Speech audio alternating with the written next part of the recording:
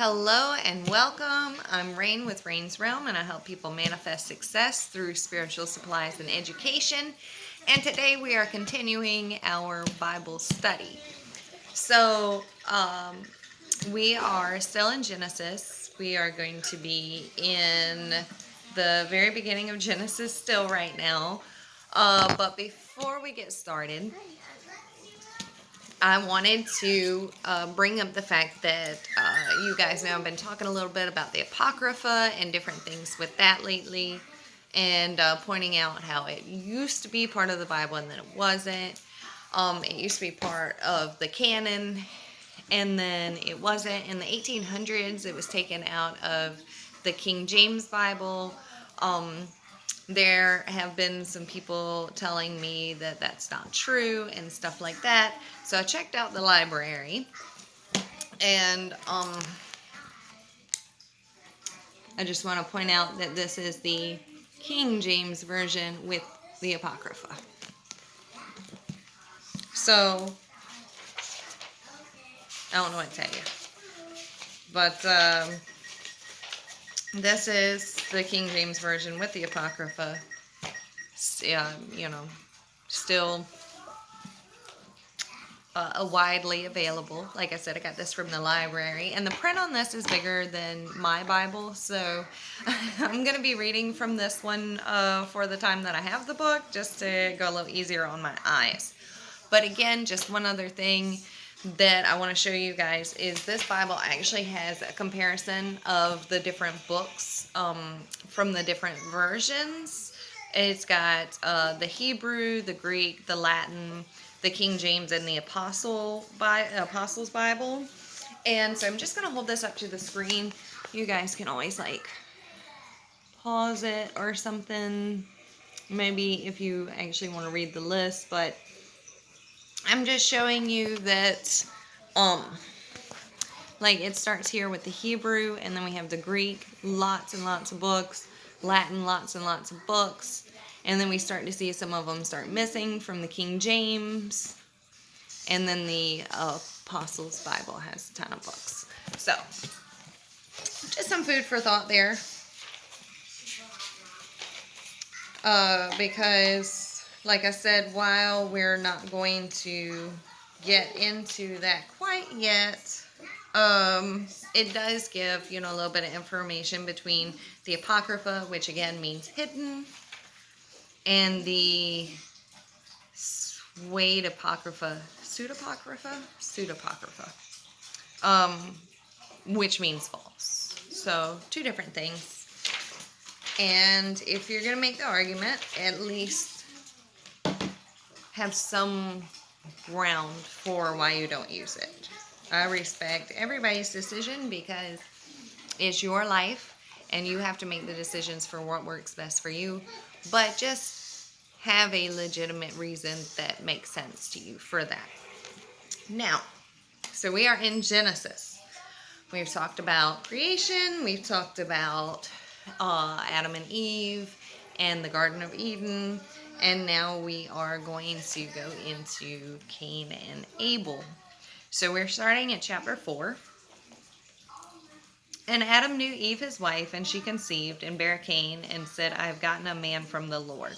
Now, this verse is widely debated on what it means with the whole I have gotten a man from the Lord part.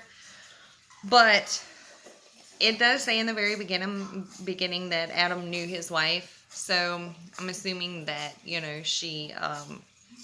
she had Cain the good old-fashioned way.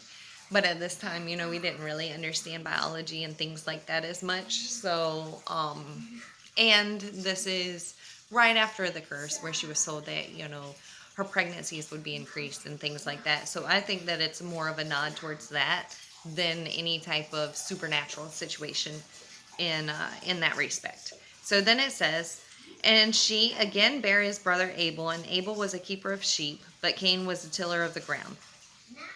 So we have a shepherd and a farmer. And Abel, hold on. And in the process of time it came to pass that Cain brought the fruit of the ground in offering unto the Lord. And Abel he also brought of the firstlings of his flock and of the fat thereof. And the Lord had respect unto Abel and to his offering. But unto Cain and to his offering he had not respect. And Cain was very wroth, and his countenance fell. Now, again, this seems to be a widely debated thing. Some people say that God was displeased with it because it was, um, Cain brought vegetables and God wanted blood sacrifice. But we need to understand that there's a big difference between sacrifices and offerings. In the same way that there's a big difference between tithes and offerings, even though we generally include them together, there is a difference there. So this says offering, it doesn't say sacrifice. So what seems to be the theory that makes more sense is that it was an attitude thing and it was a quality thing. So, because it doesn't specifically say that, Cain brought like old rotten vegetables as the offering. It just says that, he brought fruit of the ground. But it does make it a point to say that Abel brought firstlings of his flock and fat thereof. So it does go like that little bit of an extra step. It seems like with adding the quality of Abel's offering that it makes a distinction there, but then it just seems kind of like an attitude thing. This could have been something that was done publicly. It definitely, was a very personal thing to Cain that, God didn't respect his offering. And, I mean, nobody would love to hear that, though. So,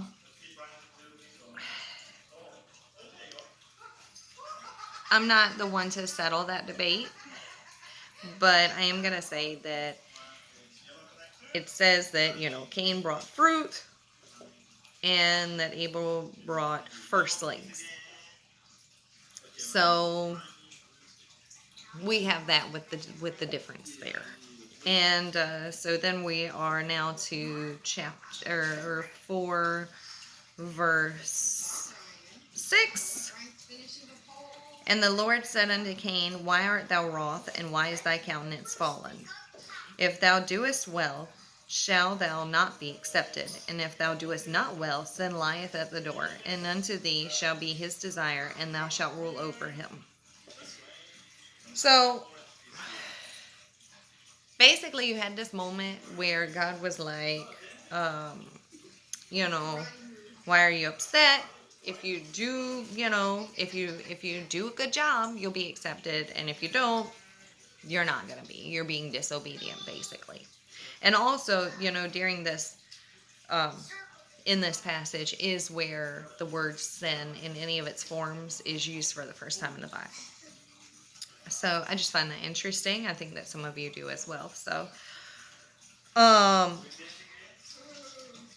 he's kind of got like a chance of redemption almost here, because it's, if you do a good job, you'll be accepted. You weren't, accepted because you didn't do a good job, which further makes me think that it was the fact that it was quality of offering as well. And Cain talked with Abel his brother, and it came to pass when they were in the field that Cain rose up against Abel his brother and slew him. And the Lord said unto Cain, Where is Abel thy brother? And he said, I know not. Am I my brother's keeper? And he said, What hast thou done? The voice of thy brother's blood crieth unto me from the ground. And now art thou cursed from the earth, which hath opened her mouth to receive thy brother's blood from thy hand. When thou tillest the ground, it shall not henceforth yield unto thee her strength. A fugitive and vagabond shall thou be in the earth. So now we're in chapter 4. We got more curses going. Like, in 2 generations, we got a lot. You gotta laugh, but it's not that it's funny. It's just that, there is a whole lot of, like, a whole lot of bad things bestowed upon people in just these 2 chapters. Because, ate of the fruit, and now we have a murder, which would definitely be, considered a sin in that sense. So, and Cain said unto the Lord, my punishment is greater than I can bear.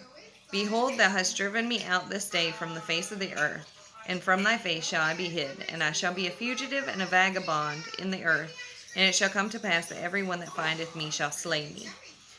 And the Lord said unto him, therefore whoever slayeth Cain, vengeance shall be taken on him sevenfold. And the Lord set a mark upon Cain, lest any finding him should kill him. And Cain went out from the presence of the Lord and dwelt in the land of Nod on the east of Eden.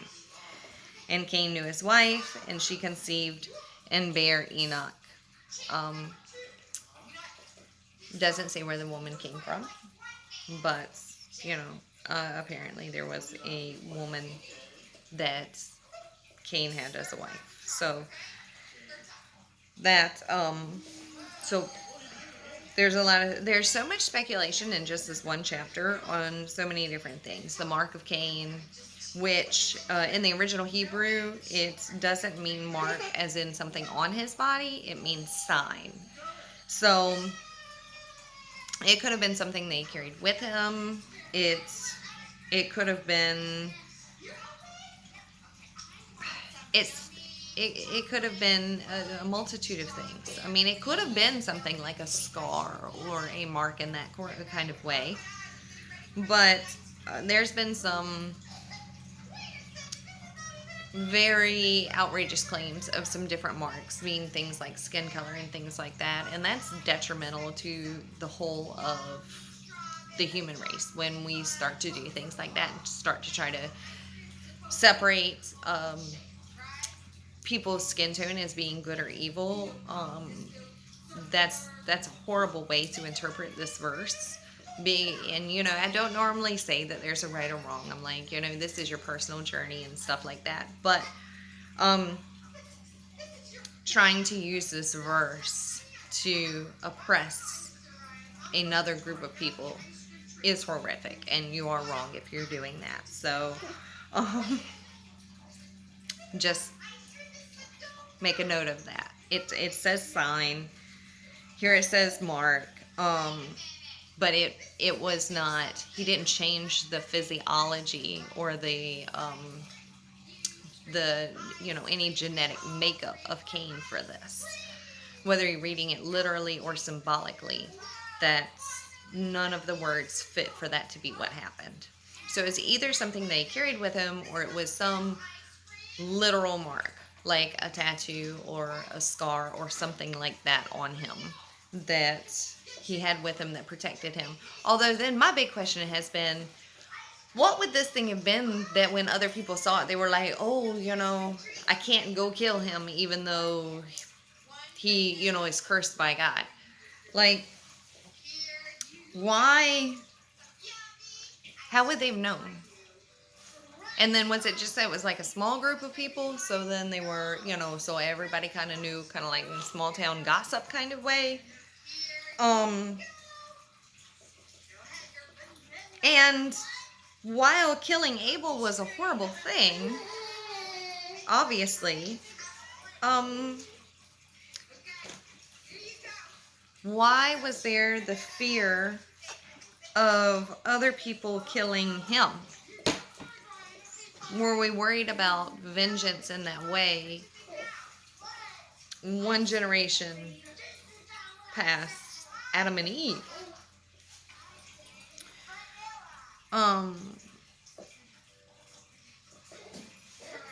There's just so many different things that this particular section of this chapter doesn't really answer. So as of right now, we know that Adam and Eve had Cain and Abel. They gave offerings. Abel's offering was better. Cain was angry. Cain killed Abel. And God cursed Cain. And he cursed him, but then he gave him something to protect his life. and then he went off with his wife and had children. You gotta feel like you've got to wonder about his wife. How did she feel about all this? Obviously, this part of Genesis doesn't really um, make any effort to tell us, but you'd have to wonder, because and it says he knew his wife, so I'm assuming he already had one when this happened, because he didn't say he went and found a wife. It said he knew his wife. He had sex with his wife, and she conceived, and they had Enoch. So, what was her feeling in all of this? You've killed, your brother. You've killed my brother-in-law. Now you're cursed, and I'm with you. So now both of us are cursed, right? We're like both traveling vagabonds. How did that happen? So, there's just a whole lot to unpack in that part of chapter 4. So the only thing that we really know is that obviously we know murder is bad. We didn't need this verse specifically to tell us that. And we know that there were different types of offerings. That it wasn't, that all offerings weren't okay. There were levels of offerings. There were guidelines for offerings. There were quality of offerings. So we know that from this. And we know that even though God cursed Adam, he also protected his life. So we have that. And then there's an interesting section in chapter 4:19 about Lamech.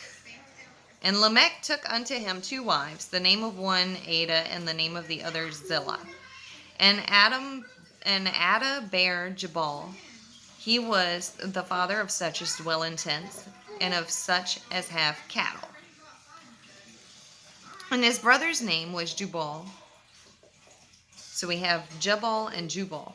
He was the father of all such as handle the harp and organ, musicians. And Zillah, she also bare Tubal-Cain, an instructor of every artificer in brass and iron. And the sister of Tubal-Cain was Nemiah.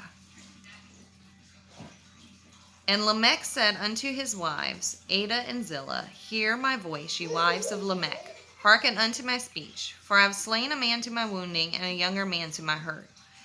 If Cain shall be avenged sevenfold, truly Lamech 70 and sevenfold. So, we have different gifts, skill sets set up amongst his children. We also have the first case of polygamy. And I want to point out the fact that here, it's not referred to in any negative way. It's just stated as a fact. It's just letting us know that it happened. As far as I've slain a man to my wounding and a young man to my hurt, this is again another section that there's a lot of different theories on. But if you look at the format and structure of the words themselves, this is written as Hebrew poetry. There are some schools of thought that say that he was speaking hypothetically, because, now we entered an age because, we had brass and iron and things like that. We had iron. So it was a hypothetical, basically saying, I have weapons, let somebody try it kind of thing. And then you have a school of thought that says that it was 2 people who were killed. And then you have the school of thought that says, when it says, for I have slain a man to my wounding and a young man to my hurt, that it's talking about the same person. Although it'd be interesting to use the word and you're talking about the same person. A lot of the language throughout this time was very interesting. So it's not out of the realm of possibility. It's hard to say. It does seem like because there were no curses or specific God's protection, that it does seem more because of the poetic way that it's written in original Hebrew, it does look like it's more of a hypothetical. As in, I'm protected. If somebody, were to try to hurt me, I would kill them. If Cain shall be avenged sevenfold, I would be, 70 and sevenfold kind of thing. So it seems more poetic rather than that we have two separate murders in this one chapter. Not that there's not other chapters that don't have that. But for this one, it doesn't seem to be the case when you look at the distinct Hebrew structure of that particular verse. And so now we are down to chapter 4, verse 25. And Adam knew his wife again, and she bare a son, and called his name Seth. For God, she said, hath appointed me another seed instead of Abel, whom Cain slew. And to Seth, to him also there was born a son, and he called his name Enos. Then began men to call upon the name of the Lord. I find that interesting because I'm wondering, does that mean that this was the time when people started praying? Maybe. So we had offerings before we had that, or maybe we had the conversation with God, and the call upon means more of like asking God for things. There's a lot of hypotheticals in chapter 4 for this. The main point is, the ones that I stated earlier with offerings, and knowing that there were, different qualities, and that, we have first murder, the first time the word sin is used, and, we have curse and protection going hand in hand with that. So that's what we have there. Now, when we get into the next sections in the next and we're not going into chapter 5. Chapter 5, there's a lot of, lineage stuff. There's a lot of who had how many sons and daughters and how long they supposedly lived and things like that. So it's not, it's not really something I want to get into too much. The only thing that I really want to get into with that, and we can get into it right now because I want to really jump into it when we get into chapter 6. Some of you are already going to know what I'm going to be wanting to talk about, but we are really hitting it in chapter 6. So, for a little preview into that, we're just going to talk about chapter 5. Verse 21. And Enoch lived 65 years and begat Methuselah. And Enoch walked with God after he begat Methuselah 300 years and begat sons and daughters. And all the days of Enoch were 365 years. And Enoch walked with God, and he was not, for God took him. Now, everybody else in this section, it says he lived so many years and then he died. Lived so many years and then he died. Lived so many years and then he died. And Enoch's the only one right here that it doesn't say he died. It says the Lord took him. So we're going to get into that. We're going to get into the fact that it specifically says that Enoch walked with God. So this was not some outcast of God. This was somebody that walked with God. This was somebody that had, conversations with God. This was somebody that, is a respectable source, is what I'm trying to say. Because, all of that background and considering the source matters when we get into some stuff in chapter 6. So that's what I have for you guys today. I know that chapter 4 may not be as interesting to some as some of the other chapters that we're about to get into, but I felt like talking about it in the realm of the few interesting lessons that it has were worth taking a little detour into it. I would love to hear you guys' thoughts, opinions, insights, points of views, translations, anything like that. As with all of these segments, I welcome all opinions, ones that differ from mine, ones that agree with me. It doesn't matter. All I ask is that any discussions that we have, that we do it respectfully, and keep in mind that we are people having a discussion, and that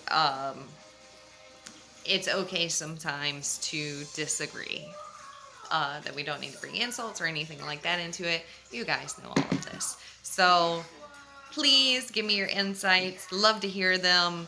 If you have specific things that you are excited to discuss about chapter 6, I would love to hear some insights on that as well. Other than that, we're going to get deep into it next week. It's hard for me to wait, but I'm trying.